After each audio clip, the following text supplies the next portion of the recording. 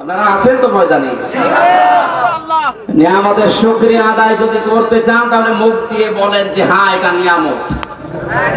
বিশাল একটা পাথর বুকের উপর থেকে আল্লাহ নামিয়ে দিলেন, এটা কি?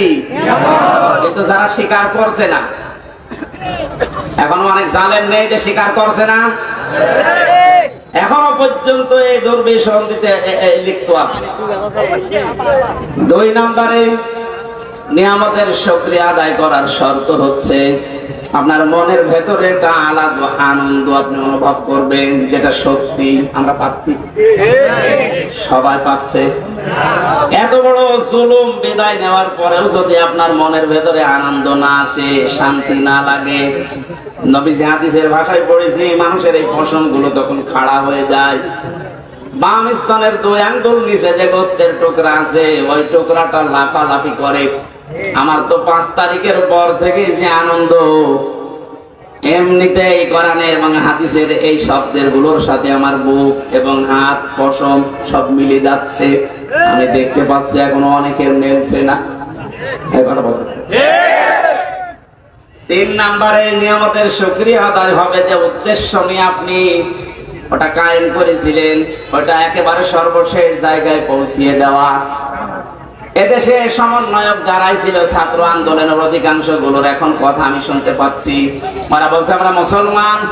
কালকে একজনের বক্তব্য দেখলাম ঢাকাতে, ওরা বলছে আমরা বাংলাদেশে যত জেলায় থানায় সমন্বয়ক ছিলাম আমাদের উদ্দেশ্য ছিল যত রকমের বৈষম্য আছে সব আমরা দূর করে সমান সমান করে দিতে চাই, এটা আল্লাহ চাই। কথা বলে না কেন?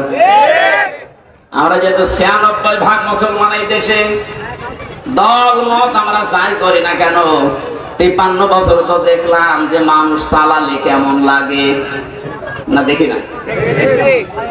বাবা চালিয়েছে কেমন লাগে আমরা দেখেছি, স্বামী চালিয়েছিল কেমন লাগে আমরা দেখেছি, চাচা চালিয়েছে সেভাবেই হোক দেখেছি, বউ চালিয়েছিল, ভাবি চালিয়েছে। শুধু এখন দেখতে বাকি আছে কোরআন দিয়ে দেশ চললে কেমন দেখা যায়।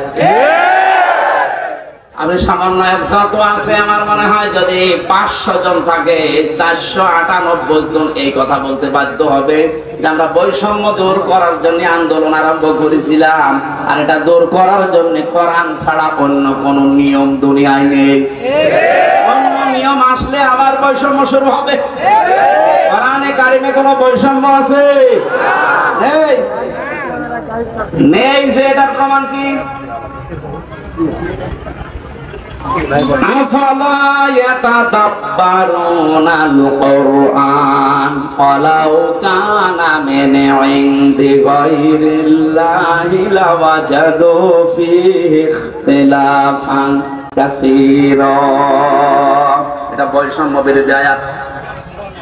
আল্লাহ পাক বলেন সূরা নিসার 82 নাম্বার আয়াতে আছে 5 পারা 10 পৃষ্ঠা 3 নাম্বার লাইনে রব্বুল আলামিন বলেন কি হয়েছে তোদের আমার কোরআন নিয়ে কেন চিন্তা ভাবনা করো না? আমি কোরআনে এমন কোন বক্তব্য দেইনি যে একটার সাথে আরেকটা মেলে না।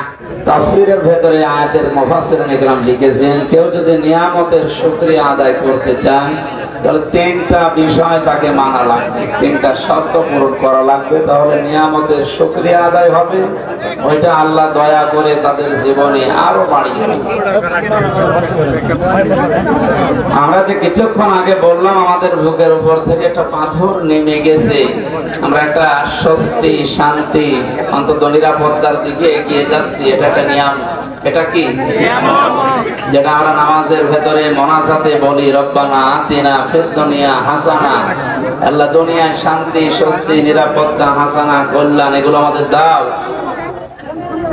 লক্ষ লক্ষ মানুষের দোয়া হয়তো আল্লাহ কবুল করি, আমাদেরকে শান্তি স্বস্তি নিরাপত্তার দিকে নিয়ে যাচ্ছে। হাসানা মানে অনেকগুলো অর্থ আছে হাসানা, তার অন্যতম অর্থ হচ্ছে মানুষ যদি নিরাপত্তা পায়, এটার অন্যতম অর্থ হাসানা। আমরা যেটা পাওয়ার জন্য চেষ্টা চালিয়ে যাচ্ছি, যদিও এখনো দুর্বৃত্ত যারা তারা বসে নেই, ওরা বিভিন্ন সময় চেষ্টা চালাচ্ছে, কোন চেষ্টা সফল হবে না ইনশাআল্লাহ। যিনি এখন দায়িত্বে আছে অনেকে অনেকে বলতেছে যে ওই মুরব্বী মানুষ কি করতেছে কি করবে, আপনি জানেন লোকটা কে, তাকে নিয়ে এসেছে কে? একটা পাকা খেলোয়াড়। বঙ্গবন্ধুর মূর্তি যখন মোড়াল যখন ভাঙা হচ্ছিল, লোকেরা জিজ্ঞাসা করেছিল, স্যার ওনার মেয়ে চলে গেল 1:30টায়, বিকাল 5টা বাজতে বাজতে তো আর কেউ কোন জায়গায় থাকছে না, সব মাটির সাথে মিশে যাচ্ছে। ওনার বাবার যে মূর্তি ভাঙে মানুষ, আপনি কিছু বলবেন না? কি বলবো? ওর মেয়েকে জিজ্ঞাসা করে। কথার ওজন কেমন টের পাচ্ছে? মানে কাঁচা লোক না, আমি পাকা লোক। কথা বলে কম, কাজ বেশি দেখাবে। এই জন্য যারা কাজ করে না, শুধু মুখে ফটর ফটর করে, এই মানুষগুলো ঝামেলা। সুতরাং একটা নিয়ামতের শুকরিয়া আদায় হবে যে 3টা শর্ত মানলে। তার 1 নম্বরে আপনাকে মুখ দিয়ে বলা লাগবে যে এটা নিয়ামত। এটা কি আমরা স্বীকার করি তো? এরা কি বসেন, কথা বলেন না, বসেন বসেন। আমাদের কিট মাইক ঘটি যাওয়া দরকার। ভাই কথা বলেন না। কি আপনি কি আর কি করছেন? আপনার সাথে কথা বলেন কেন? দাঁড়িয়ে থাকবেন, বসে থাকবেন, যখন কথা বলবেন না চুপ করেন। আরে এরপরে একটা কথা বলেন, দেখেন কি করে। আবার কথা বলাইছিল, দাঁড়িয়ে থাক, দাঁড়িয়ে থাক, কথা বলার দরকার নেই। আবার কথা বলেন, বসেন, যেখানে জায়গা পান বসেন। আপনার জন্য পরিবেশ যদি নষ্ট হয়, সব গুণ হবে আপনার। বসেন, ওখানে বসেন, যেখানে জায়গা আছে ওখানে বসেন। ভেজা নাকি জায়গাটা ভেজা? না, এখানে দাঁড়িয়ে কি দেখছেন? বসেন, ওখানে বসেন।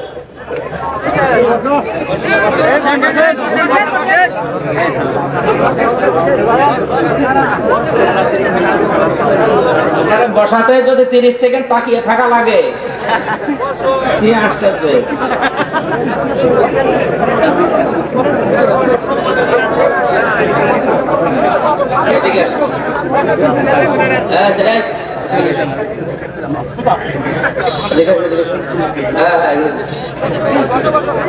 তোমার বসাতে আমার আধা ঘন্টা লাগবে। বসেন বসেন, এই সবাই বসেন, সবাই বসেন। ছায়া জায়গা পেলে ছায়া জায়গায় বসেন, অসুবিধা নেই, কিন্তু কথা বলবেন না ভাই। একটা মানুষ শুনতেছে, আপনি কথা বলে নষ্ট করেন না। আর এটা তো প্রতিদিন প্রতি রাতে হচ্ছে না। এই 1 বছর না, আমি আজ 4-5 বছর পরে আসলাম।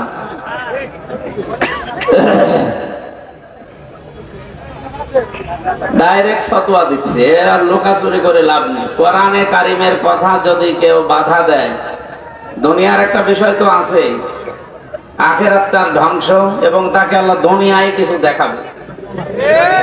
আজকেও আসার সময় বাংলাদেশের গোয়েন্দা বিভাগের প্রধান যিনি, উনি কথা বলছিলেন যে আপনি সারা দেশে উন্মুক্ত ভাবে কোরআনের কথা যে ফোর্সে আল্লাহ দিয়েছেন ওই ফোর্সে বলবেন, কোনো বাধা নেই, কোনো নিষেধ নেই, কোনো অনুমতি নেই। কেউ যদি কিছু বলে, সে যেই হোক, শুধু আমার একটু জানাবেন, বাংলাদেশের যেখানে থাক ওর ঠ্যাং ভেঙে ফেলবে। 2টা কথা উনি জানিয়েছেন। 1 নম্বরে যেখানে মাহফিল করবেন, কমিটিকে বলবেন তারা যেন মেয়েদের জায়গাটা আলাদা রাখে, ওখানে যেন পুরুষ মানুষ ঝামেলা না করে। 2 নম্বরে ওনাদের যে নিরাপত্তা, বিশেষ করে শারীরিক কোনো ঝামেলা হলে ওই জায়গাতে ওরকম পোশাক পায়খানা টয়লেটের ব্যবস্থা যেন করা লাগে সামর্থ্য অনুযায়ী। এই 2টা মানবেন, বাকি কোরআনের আলোচনায় কোনো বাধা নেই। আজকে আলোচনাটা যারা বাধা দিয়েছেন, আমি 3 জনের নাম পেয়েছি। কোন জায়গায় যেন আলোচনা হওয়ার কথা ছিল, পাড়োই, এটা পাড়োই না? যারা বাধা দিয়েছেন আমি ওনার কাছে তাদের নাম ডিটেলস লিখেছি, দিয়ে দেব। শুধু এলাকায় থাকা না, দেশেও থাকতে পারবেন না। আগস্ট মাসের 5 তারিখের আগে নেই, এখন 5 তারিখ পার হয়ে গেছে। টের পাচ্ছেন কোথায় আছি আমরা? এই জন্যে নরম ভাষায় বললাম এটা। আর 2 নম্বর, আল্লাহর ফতোয়া যেটা আছে, কোরআনের কথা যদি কেউ বাধা দেয়, তার জানাজার নামাজ নেই, তার কবরে দেওয়ার দরকার নেই, কারণ ও এমনি জাহান্নামে যাবে, অমনিও জাহান্নামে। আবু জেহেলে কোরআনের বিরোধিতা করে আবুল হাকাম থেকে আবু সাহিল হয়েছিল। আপনার নাম যতই সুন্দর থাক, যদি সত্যি আল্লাহর কোরআনে বাধা দেন, আপনার নামও কিন্তু উল্টাপাল্টা বিষয় লেগে যাবে। আমি ওপেন বলছি, রাজনৈতিক ভাবে এদেশে যেহেতু ইসলাম কায়েম করার জন্য চেষ্টা অনেকে চালাচ্ছে, সবচেয়ে বেশি শ্রম এবং কোরবানি যারা দিয়েছে তাদের ভেতরে আপনারা সবাই স্বীকার করবেন এক বাক্যে, বাধ্য হবেন বাংলাদেশ জামাত ইসলাম। এটা সবাই জানে, সে যেই হোক। এজন্য দিন কায়েম করা যেহেতু ফরজ, নামাজের মতো ফরজ, এই বিষয়টা সামনে রেখে আমার দিন কায়েমের জন্য যারা চেষ্টা চালাচ্ছে ইসলামী দল যতগুলো আছে তার ভেতরে এটা আমার ভালো লাগে। এই জন্য আমি এটাকে সাপোর্ট করি মনে প্রাণে, এবং যত রকমের সাহায্য আছে আমি সব করার চেষ্টা করি। দ্বিতীয় নম্বর বিষয়, এইটা তো আর রাজনৈতিক অনুষ্ঠান না, প্রচলিত যে রাজনীতি, এমনিতে রাজনীতি ফরজ, কিন্তু কোরআনের কিসের? কোরআনের রাজনীতি করা ফরজ। 903টার উপরে আয়াত আল্লাহ ডাইরেক্ট ইনডাইরেক্ট মিলে দিয়েছেন, ওটা ফরজ না হলে এত কথা দিত না।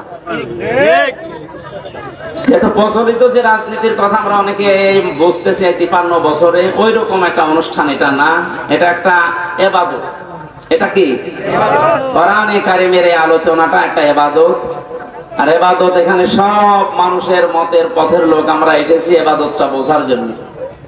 কোরআনের তাফসীর লিখে দিয়েছেন, আমরা তাফসীর আকারে এখানে কথা বলবো, কোন দিকে টেনে না, কোন দিকে চেপে না, আমি আল্লাহর দিকে তাকিয়ে কথা বলি, ওইভাবে বলবো ইনশাআল্লাহ। আমাদের আসল উদ্দেশ্য আল্লাহ যেন আমাদের পরিবর্তন করে দেন। নিয়ামতের শুকরিয়া আদায়ের যে বিষয় শর্তগুলো বললাম কোরআন দিয়ে, 1 নম্বরে স্বীকার করবেন আপনি যে এটা নিয়ামত। কি অবস্থায় ছিলাম আপনি নিজেও জানেন, আমিও জানি। আমি বাংলাদেশের বৈধ নাগরিক, আমার বাড়ি পাশের বিভাগে, খুলনা বিভাগে, কুষ্টিয়া, এটা পাশের বিভাগ রাজশাহী। এই মান্দাতে আমি এসেছিলাম বিয়ে খাওয়ার জন্য, একটা বিবাহ অনুষ্ঠানে আমার আসতে দেয়। বলেন তো কোন অবস্থায় ছিলাম? গত কয়েকদিন আগে বাংলাদেশ জামাত ইসলামী কুষ্টিয়া জেলা শাখা 500 আলেমকে ডাক দিয়েছিল, সব ঘরানার আলেম ওখানে এসেছিল। 500 আলেম এক জায়গায় 2.5-3 ঘন্টা তারা আলোচনা করেছে, বিভিন্ন মতামত দিয়েছে। কি মনে হচ্ছে যে এই 500 আলেম এক জায়গায় তাদের মতামত কোরআনের উপরে, হাদিসের উপরে তুলে ধরলো? আগস্ট মাসের 5 তারিখের আগে 500 না, 5 জন এক জায়গা হওয়া সম্ভব ছিল? কি বলতো যে এখানে গোপন ষড়যন্ত্র হচ্ছে, জঙ্গি তৎপরতা এই জায়গায় চালু হচ্ছে। যেখানে 5 জন হলে এরকম উল্টা পাল্টা নাম দিয়ে দিতেন, সেখানে 500 হয়ে গেল, কিছু তো হলো না। এখানে ভুক্তভোগী আপনি না, চেয়ারম্যান বলছিলেন না যে আমি জেলে ছিলাম। ভুক্তভোগী যেহেতু আমরা 2 জন, এখানে আরো যারা আছেন, আমরা টের পাচ্ছি যে কি হয়ে গেল। সুতরাং এটা নিয়ামত, আপনি স্বীকার করেন আর না করেন, এটা কি? আরে নিয়ামত সবার জন্য না। কোরআনে কারীম জানিয়েছে, ওয়ানুনাজ্জিলু মিনাল কোরআনি মা হুয়া শিফাউন ওয়া রাহমাতুল লিল মুমিনিন ওয়া লা ইয়াজিদুজ যালিমিনা ইল্লা খাসারা। আল্লাহ পাক বলেন, হে নবী, কোরআন নাযিল করার ধারাবাহিকতায় এমন এমন বিধান আমি দিয়েছি যেটা যদি পালন করা যায় মুমিনদের জন্য রোগ মুক্তির কারণ হবে, শেফা হবে। সময় যখন আল্লাহ আমাদেরকে দিয়েছেন এই নিয়ামতের শুকরিয়া আদায় করার জন্য, কোরআনে কারীম যদি সত্যি আমরা আয়োজন করতে পারি, জমিনে বিশ্বাস করতে পারেন যত রকমের রোগ আছে, মানসিক, শারীরিক, ঈমানের, দুনিয়া এবং আখিরাতের সব রোগগুলো কন্ট্রোল করার ক্ষমতা কোরআনের আছে। এটা দেখা দরকার। কোরআনের ওই ঔষধ অ্যাপ্লাই না করার কারণে 53 বছরে বহু আইন দিয়ে মুক্ত করার চেষ্টা চালিয়েছে চোর, কিন্তু চোর মুক্ত হয়েছে? চোর যাই ছিল এই 17 বছরে আরো বেড়েছে। এক একজন যে কত বড় বড় চোর এখন ধরা পড়ছে। দরবেশের মতো মানুষ যদি এত টাকা চুরি করতে পারে, দরবেশ বাঁধ দিয়ে যেগুলো আছে এগুলো তো কত কিছু করিস বলেন। 36,000 কোটি টাকা ঋণ করেছে লোকটা, অথচ 32,000 কোটি টাকা খরচ করে পদ্মা সেতু বানিয়েছে। শুধু ওর টাকায় যদি এখন সরকার তার রাষ্ট্রীয় কোষাগারে জমা আনতে পারে, ওইরকম সেতু আরো বানিয়ে টাকা বেঁচে যাবে। তাতে এটা সাধারণ মানুষ না, এটা দরবেশ দাঁড়ি দেখেছেন এখন নাই নেই, এখন নমো।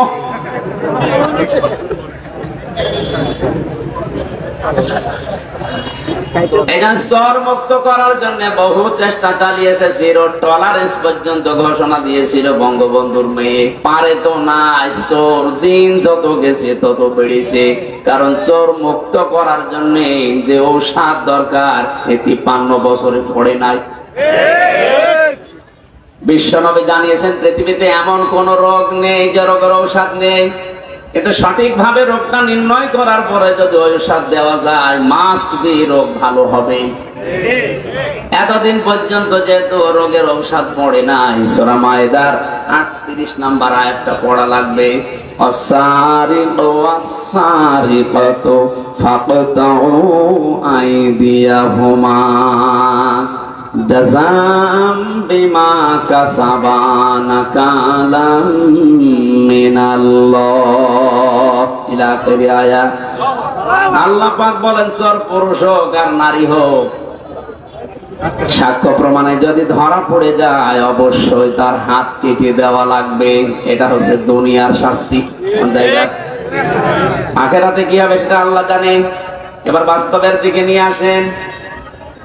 মানে কে কোন আদর্শ মানেন, দল করেন আমি জানি না, কোরআনের এই আয়াতটা যদি 53 বছর আগে যখন সংবিধান তৈরি হয়েছিল স্বাধীন করার পর, ওই সময় যদি আমরা এই আইনটা জারি করে দিতে পারতাম, আমার মনে হচ্ছে এই 24 সালে হাজারো মানুষের হাত শরীরে থাকতো না। বিশেষ করে বড় বড় চোরগুলো, অনেকে মনে করছে চুরি করলেই হাত কেটে দাও, তাহলে দেশে কারোর হাতই থাকবে না। চুরি করলে হাত কাটা না, ওটা যদি অভাবে চুরি করে তাহলে তার অভাব দূর করে দেওয়া লাগবে, স্বভাব ভালো করে দেওয়া লাগবে। স্বভাব ভালো করার জন্য যে পদ্ধতিগুলো আছে ওই ধাঁচে ফেলা লাগবে। আর যদি স্বভাবে চুরি করে কেউ, আমার তো মনে হয় দেশে যারা বড় বড় চোর, একটারও কোনো অভাব নেই, সবই স্বভাবে চোর। এটা মানুষের টাকা লাগে কত, চুরি করে তাও যদি আপনি নিয়ে যেতে পারতেন, আপনাকে আমি কিছু বলতাম না, নৌকায় পার হচ্ছি।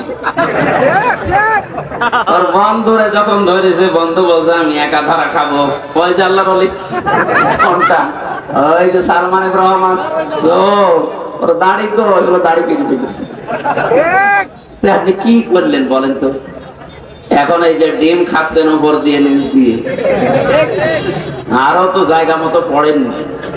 আমাদেরকে যে সমস্ত জালেমদের হাতে দিয়েছিলেন, আপনাদেরকেও যদি ওই রকম সামনে কেউ পড়ে যায়, ডিম দেখবে জায়গায় দিয়ে দেবে। এই যে হাতের আঙ্গুল নখ তুলে ফেলে, এগুলো রিমান্ডে দেখাচ্ছিল যে আমরা যে এইভাবে নখ তুলি। এইরকম লোক জালেম শুধু ওদেরই, আর জালেম নেই, এখনো আছে। এই জন্য আপনার কিছুই হয়নি। এই আয়াতটা যদি কার্যকর থাকতো, আপনি চুরিও করতে পারতেন না, আজ আপনার উপরে ডিম খাওয়া লাগতো না। কোরআন নাযিল করার ধারাবাহিকতায় যেহেতু বিভিন্ন ঔষধ আছে, এগুলো এখন সব জায়গায় প্রতিষ্ঠিত করা দরকার। তাহলে জান্নাত, মিনি জান্নাত আপনি বাংলাদেশে দেখতে পাবেন। এটা নিয়ে এই নিয়ামতে সবাই আনন্দিত না। ওয়ালা ইয়াজিদু যালিমিনা ইল্লা খাসারা। হে নবী, জালেমদের জন্য কোরআনে কোনো ঔষধ নেই। কোরআনের যত সুন্দর কথা তাদেরকে শোনান, তাদের শুধু ক্ষতি বৃদ্ধি হবে, রাগ হবে। এই জন্য বাংলাদেশে দ্বিতীয়বার স্বাধীন হওয়ার পরে অনেকের মনে আনন্দ নেই। কিছু মানুষের মনে এখনো পর্যন্ত দুঃখ, এখনো তাদের ক্ষতি বৃদ্ধি হতে আছে। দিন যত যাবে, জালেমের কোনো সুসংবাদ নেই, ও আরো প্যাসে পড়বে। কারণ কি বলেন তো? কারণ জালেম যারা, এই শব্দটা এত ভয়ঙ্কর মারাত্মক শব্দ।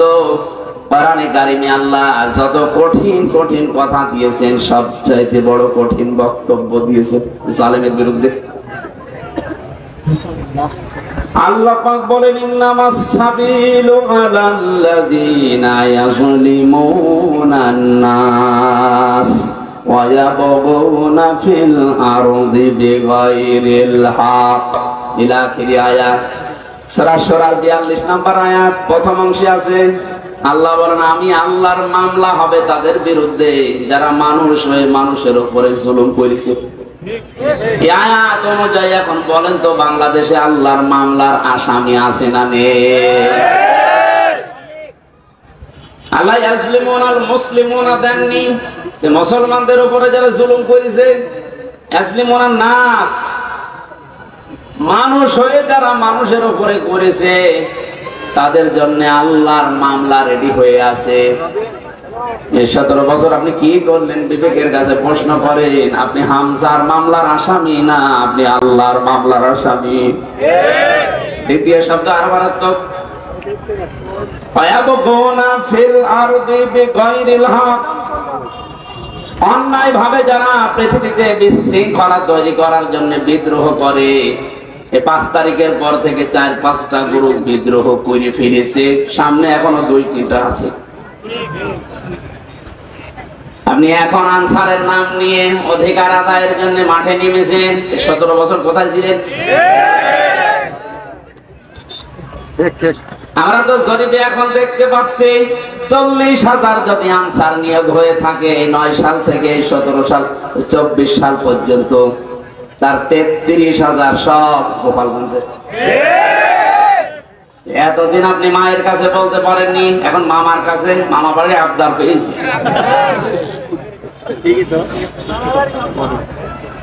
5 তারিখের পর থেকে 29 তারিখ পর্যন্ত পুলিশ ছাড়া যদি বাংলাদেশ চলতে পারে, ও আনসার ছাড়াও চলতে পারবে। আপনাদের অধিকারের বিরুদ্ধে আমি না, অধিকার আদায় করেন, বৈষম্য দূর করার জন্য, যেহেতু এই দেশটা স্বাধীন হয়েছে, করেন, কিন্তু সময় বুঝে তো। এখনই শুরু করে দিয়েছেন, লোকটাকে কিছু গোছাতে দেবেন তো। কত ঋণ তার মাথার উপর আপনি রেখে পালিয়ে গেলেন, আপনি টের পাচ্ছেন? সে তো দাঁড়িয়ে আছে এখনো, তাকে একটু সময় দেন, সে একটু গুছিয়ে দিক। না, এখনই আমারে দেওয়া লাগবে। আসেন, সামনে আসেন, আপনার বাহিনী তৈরি দেওয়া হবে। এখানে বিশৃঙ্খলা যারা করছেন, আজ বিদ্রোহ ঘোষণা করছেন, আপনিও আল্লাহর মামলার আসামি। পারে নাই প্রথমে হিন্দুদের দিয়ে, হালে পানি নেয়নি, এরপরে প্রধান বিচারপতিকে দিয়ে একটা চেষ্টা চালিয়েছিল, আল্লাহ নষ্ট করে দিয়েছে। এরপরে এনেছে আনসার, এটা দিয়েও হবে না, কারণ যে আছে, আপনি বললাম না, ও কাঁচা খেলোয়াড় না, পেছনে অনেক কিছু আছে খেলা দেওয়ার মতো। আমার মোবাইলে সর্বোচ্চ কল আসলে আসবে, সর্বোচ্চ আসলে আমার মনে হয় তারেক জিয়ার পিএস অপু ভাইয়ের কাছ থেকে কল আসতে পারে, কারণ ওনার সাথে আমি 3 বছর ছিলাম জেলে। আর একটু বেশি আসলে গিয়াসউদ্দিন মামুন ভাইয়ের কাছ থেকে আসতে পারে, ওনার সাথেও ছিলাম 3 বছর। তাছাড়া আর উপরে তারেক জিয়া তো দেবে না। ডক্টর মোহাম্মদ ইউনূসের মোবাইলে কল আসে বারাক ওবামার কাছ থেকে, জো বাইডেনের কাছ থেকে, শি জিনপিং এর কাছ থেকে। টের পাচ্ছেন ওর ফুটি কোন জায়গায় বাঁধা, ওর পেছনে কি ধাক্কা দেওয়া আছে দেওয়ালে, আন্দাজে লাফান। বাস্তবতা কিছু জানেন?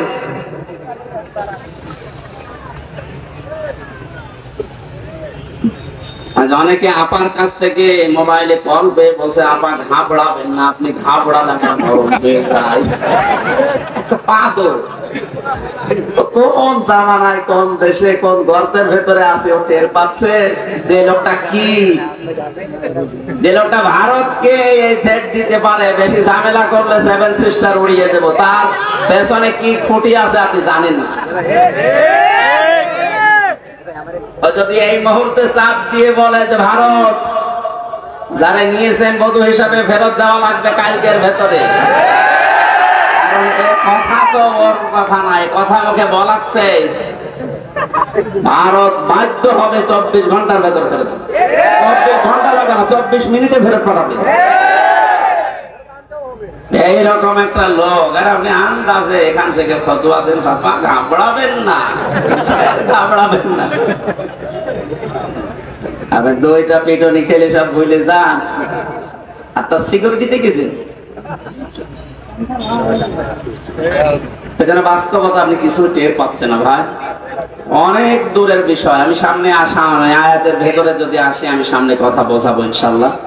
যেটা বোঝাতে চাচ্ছিলাম সহজ সরল ভাষায়, আজ বিশৃঙ্খলা তৈরি করার জন্য যারা বিভিন্ন বাহিনীকে কাজে লাগাচ্ছেন, আমার তো যতটুকু বাস্তবতা, রিমান্ডে আরে 3 বছর জেলে থেকে দেখেছি, ওদের চরিত্র এত খারাপ, ওই মানুষগুলো শেষে দেখবেন পতিতাদেরকেও রাস্তায় নামিয়ে দেবে।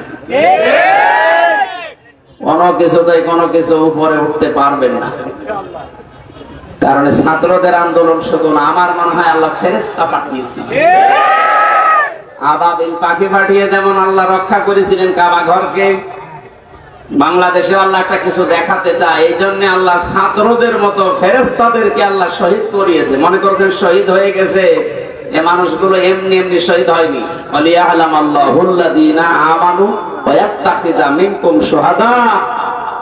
আল্লাহ বলেন, আমি আল্লাহ কিছু মানুষকে শাহাদাতের মরণ দিয়ে ধন্য করি, সবাইকে দেই না। যার জীবন যৌবন, যার কর্ম অ্যাক্টিভিটিস এগুলো আমার ভালো লাগে, তাকে আমি সাধারণ ভাবে মরণ দেই না, মরণ দেই শাহাদাতে। তাছাড়া শহীদ আবু সাঈদ, কি মনে হয় একটা লোকের জীবনের ন্যূনতম মায়া নেই? 4টা গুলি খেয়েছে বুকে, তাও দাঁড়িয়েছিল, আর পারে নাই, পড়ে গেছে। তবে একটা খান্ত শুধু শব্দ শুনলে পালাবে। এরপরও কিছু মানুষ এখন কথা বলছে না, সবাই পালায়, আরো নিচে বুক পেতে দেয়, আত্মহত্যা করেছে, শহীদ হয়। আহলে হাদিসের নাম নিয়ে যে লোকটাই কথা বলেছে, আহলে হাদিসের লোক না, একটা প্রতারক।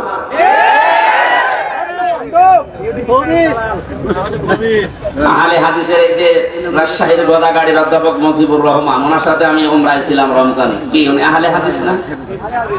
আপনি উল্টা পাল্টা ধারণা করবেন আহলে হাদিস নাম হলে না, ওগুলো দালাল।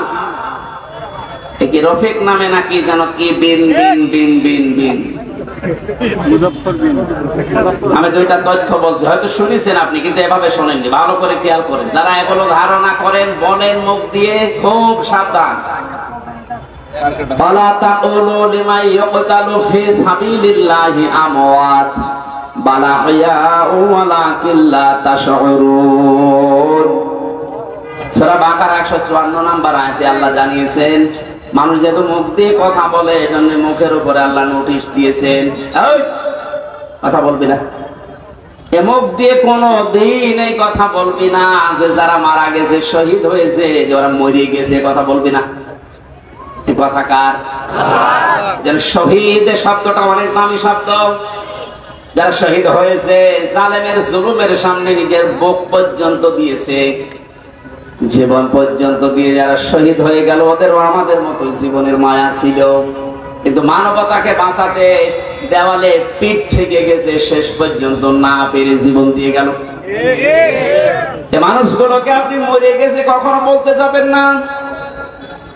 আল্লাহ বলেন বালা হইয়া, আরে ওরা জীবিত, কিন্তু তোরা টের পাস না।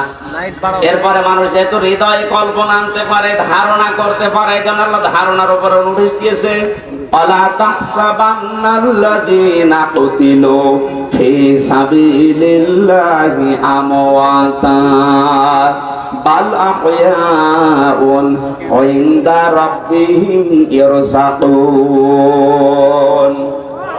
সূরা আলে ইমরান 169 নম্বর আয়াত। তাফসীরে ফি জিলালিল কোরআনের ব্যাখ্যাটা ব্যাপক লেখা আছে, আমি সামারাইজ করে বলছি। আল্লাহ বলেন, ধারণা করবি না, যারা আমি আল্লাহর জন্য জীবন দিয়ে গেল, এরা মারা গেছে, এরকম ধারণাও করবি না, বরং তারা জীবিত এবং আমি আল্লাহর কাছে তারা রিজিক পায়। ধরে বলেন সুবহানাল্লাহ। এজন্য বড় কঠিন সতর্ক থাকা লাগবে এই বিষয়গুলোতে। অনেক জালেম পর্যন্ত এখন উঠে পড়ে লেগেছে শান্ত দেশকে অশান্ত করার জন্য। আপনি কিন্তু হামজার মামলার আসামি থাকবেন না, আমরা যদিও এই জালেমদের বিরুদ্ধে ওরা যেমন 50টা মামলা বলেছিল আমারে দেবে, আমরা 100টা দেবো এখন। কিন্তু আপনি তার আল্লাহর আমার হামজার মামলার আসামি থাকছেন না, আপনি সরাসরি আল্লাহর মামলার আসামি হয়ে যাচ্ছেন। দুনিয়াও শেষ, আখিরাত তো শেষই। এরপরও অনেকে বলে হুজুর মাফ করে দিলে কি না, জালেমদের মাফ করলে মজলুমের উপরে অফিসার, কারণ আপনি তো ওই জায়গায় পড়েননি, তাই এই কথা বলছে। 18 কোটি মানুষ যদি এদেশে মাফ করে দেয়, আয়না ঘরের সাথে যারা জড়িত ছিল, ব্যারিস্টার আরমানের বউ তাকে মাফ করবে? কি মনে হয় যে আন্দাজ বললে মাফ করে দেবে? বলে থেকে দেখেন তো, স্বামী ছাড়া 8 বছর। আর ভাই একটা মানুষকে আপনি যদি মেরে ফেলতেন, তাহলে তার বউটা অন্য জায়গায় বিয়ে করতে পারে, কথা বলছে না? আর আপনি এমন জায়গায় রাখেন, এই জন্য আয়না ঘর ভাড়া বানিয়েছে, আমার মনে হয় ওটা ধ্বংস করে ফেলা লাগবে না, ওটা রেখে দেন, ওটা টুরিস্ট প্লেস হিসাবে রেখে দেন। মানুষেরা ওটা দেখতে যাবে, আর সামাম পৃথিবীর মানুষ জানবে যে এই বাংলাদেশে একটা জালেম ছিল। মানুষ কত বড় নৃশংস, কত বড় জুলুমকারী হলে এই যে এই মাটির নিচে, এই ঘরের ভেতরে মানুষকে তাও 2-5 দিন রাখেন। 8 বছর রেখে দিয়েছে, কারো 10 বছর, কারো 12 বছর। আমিও মাটির নিচে ছিলাম, যেখানে আমি শুনেছি, আমার তো বেশি দিন রাখে না। কি যে মানুষের একেবারে সহ্যের বাইরে চলে যায় জায়গাটা। এই হাঁটুর ভেতর দিয়ে হাত দিয়ে, এরপরে আবার এখানে অ্যাঙ্কার দিয়ে বেঁধে একটা মানুষ এভাবে ঘন্টার পরে ঘন্টা, দিনের পরে দিন, মাসের পরে মাস, বছরের পর বছর এভাবে রেখে দেয়। শুধু টয়লেট করার জন্য 1.5 মিনিট সময় দেয়। আমার সাথে যে আলেম ছিল মুফতি ফখরুল ইসলাম, কি কষ্ট যে লোকটাকে দিয়েছি। এই জন্য জালেম যারা, এদেরকে হেদায়েত আল্লাহ দেবেন না। আমি দোয়া করলেও হবে না, কাবা শরীফের ইমামও যদি দোয়া করে এই জালেমের জন্য, ওকে আল্লাহ হেদায়েত দেবে না, ওকে জাহান্নামে দেবেন। আমি এইটা বানালাম, এই কথা বন্ধ করে। আল্লাহু লা ইয়াহদিল কওমাজ জালিমিন, এই কোরআনের আয়াত না আমি বানালাম। এই কথা বলুন। এই যে ইয়াহদি, এখানে আলেম আছে না, মোজারে, এটা বর্তমান, ভবিষ্যৎ, প্রেজেন্ট, ফিউচার। আল্লাহ পাক বলেন আমি জালেমদেরকে হেদায়েত দিচ্ছি না, দেব না। সুতরাং যারা জুলুম করেছেন, আপনি জানতেন না যে আয়না ঘরে কারা থাকে? অবশ্যই আপনি জানতেন, আপনার কথা মতো হয়েছিল। এই জন্য আপনি আল্লাহর হেদায়েত থেকে বঞ্চিত। যতবার হজ করেন না কেন, তাহাজ্জুদ মিলে পড়েন, আপনি হেদায়েত পাবেন না। আর হেদায়েত কেউ না পেলে সে জান্নাত পাবে? বলেন বলেন। তাহলে আমরা একবার ফতোয়া দিতে পারি যে আপনি চির জাহান্নামী, নাকি বেশি বলে ফেললাম?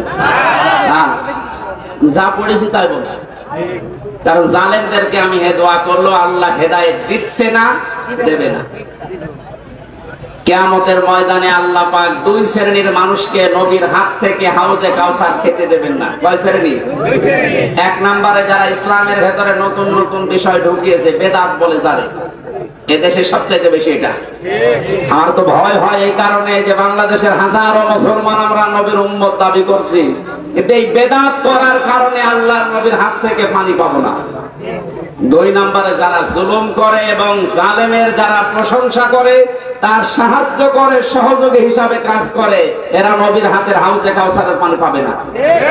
আপনি এই হাদিসটা এবার বাংলাদেশে মিলান, কত হাজি জালেমের সহযোগী, জালেমকে ভালোবাসে, সাপোর্ট করে, এই কারণে নবীর হাতের ওয়ারিশ হিসাবে পানি পাবে না। এরকম মানুষ হাজি দেশে নেই। আপনার দুনিয়াও শেষ, আখিরাতও শেষ। আপনি কি করলেন? এখন আর ফিরে আসার সময় আপনার আর নেই। আপনি যা করেছেন এর হিসাব আপনাকে দেওয়া লাগবে, কারণ আপনি একেবারে সীমানার বাইরে চলে গেছেন। যে সমস্ত পাপের কারণে আল্লাহ দুনিয়ায় শাস্তি নাজিল করে, তার ভেতরে অন্যতম পাপ, মানুষ যখন সীমা লঙ্ঘন করে ফেলে, তখন আল্লাহ 8 প্রকার শাস্তি দুনিয়ায় দেয়। আমি একটা একটা করে কোরআন দিয়ে ওইদিকে যাবো ইনশাআল্লাহ। আপনারা আছেন তো ময়দানে? নিয়ামতের শুকরিয়া আদায় যদি করতে চান, তাহলে মুখ দিয়ে বলেন যে হ্যাঁ, এটা নিয়ামত। এটা বিশাল একটা পাথর বুকের উপর থেকে আল্লাহ নামিয়ে দিলেন, এটা কি? কিন্তু যারা স্বীকার করছে না, এখন অনেক জালেম নেই যে স্বীকার করছে না, এখনো পর্যন্ত এই দুর্বিসন্ধিতে লিপ্ত আছে। 2 নম্বরে নিয়ামতের শুকরিয়া আদায় করার শর্ত হচ্ছে আপনার মনের ভেতরে একটা আলাদা আনন্দ আপনি অনুভব করবেন, যেটা সত্যি আমরা পাচ্ছি, সবাই পাচ্ছে। এত বড় জুলুম বিদায় নেওয়ার পরেও যদি আপনার মনের ভেতরে আনন্দ না আসে, শান্তি না লাগে, নবীজি হাদিসের ভাষায় পড়েছি মানুষের এই পশমগুলো তখন খাড়া হয়ে যায়। বাম স্তনের 2 আঙ্গুল নিচে যে গোস্তের টুকরা আছে ওই টুকরাটা লাফালাফি করে। আমার তো 5 তারিখের পর থেকে যে আনন্দ, এমনিতেই কোরআনে এবং হাদিসের এই শব্দের গুলোর সাথে আমার বুক এবং হাত পশম সব মিলে যাচ্ছে। আমি দেখতে পাচ্ছি এখনো অনেকের মিলছে না। 3 নম্বরে নিয়ামতের শুকরিয়া আদায় হবে যে উদ্দেশ্য নিয়ে আপনি ওটা কায়েম করেছিলেন, ওটা একেবারে সর্বশেষ জায়গায় পৌঁছিয়ে দেওয়া। এদেশে সমন্বয়ক যারাই ছিল ছাত্র আন্দোলনের অধিকাংশ গুলোর এখন কথা আমি শুনতে পাচ্ছি, ওরা বলছে আমরা মুসলমান। কালকে একজনের বক্তব্য দেখলাম ঢাকাতে, ওরা বলছে আমরা বাংলাদেশে যত জেলায় থানায় সমন্বয়ক ছিলাম আমাদের উদ্দেশ্য ছিল যত রকমের বৈষম্য আছে সব আমরা দূর করে সমান সমান করে দিতে চাই। এটা আল্লাহ চাই, কথা বলে না কেন? আমরা যেহেতু 96% মুসলমান এই দেশে, দল মত আমরা যাই করি না কেন, 53 বছর তো দেখলাম যে মানুষ চালালে কেমন লাগে না, দেখি না? বাবা চালিয়েছে কেমন লাগে আমরা দেখেছি, স্বামী চালিয়েছিল কেমন লাগে আমরা দেখেছি, চাচা চালিয়েছে সেভাবেই হোক দেখেছি, বউ চালিয়েছিল, ভাবি চালিয়েছে। শুধু এখন দেখতে বাকি আছে কোরআন দিয়ে দেশ চললে কেমন দেখা যায়। আমি সমন্বয়ক যত আছে আমার মনে হয় যদি 500 জন থাকে 498 জন এই কথা বলতে বাধ্য হবে যে আমরা বৈষম্য দূর করার জন্য আন্দোলন আরম্ভ করেছিলাম, আর এটা দূর করার জন্য কোরআন ছাড়া অন্য কোন নিয়ম দুনিয়ায় নেই। অন্য নিয়ম আসলে আবার বৈষম্য শুরু হবে। কোরআনে কারিমে কোন বৈষম্য আছে? নেই। নেই যে এটার প্রমাণ কি? আফালা ইয়াতাদাব্বারুনাল কুরআন ওয়ালাউ কানা মিন ইনদি গায়রিল্লাহি লাওয়াজাদু ফীহি ইখতিলাফান কাসীরা। এটা বৈষম্য বিরোধী আয়াত। আল্লাহ পাক বলেন সূরা নিসার 82 নাম্বার আয়াতে আছে 5 পারা 10 পৃষ্ঠা 3 নাম্বার লাইনে রব্বুল আলামিন বলেন কি হয়েছে তোদের আমার কোরআন নিয়ে কেন চিন্তা ভাবনা করো না? আমি কোরআনে এমন কোন বক্তব্য দেইনি যে একটার সাথে আরেকটা মেলে না।